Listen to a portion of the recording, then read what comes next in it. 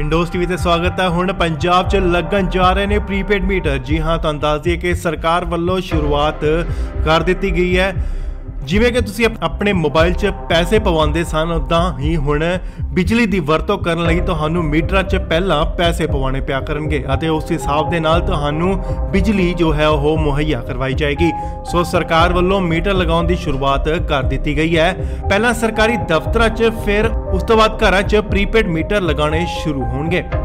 सो सरकारी दफ्तरां 'ਚ इस दी शुरुआत कर दित्ती गई है।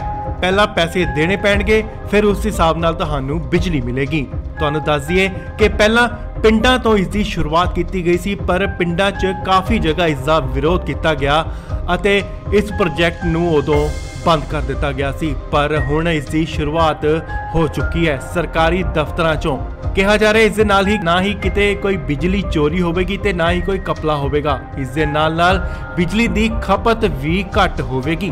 सो जल्द ही हुण तुहाडे घरां 'ਚ भी प्रीपेड मीटर लगन जा रहे ने।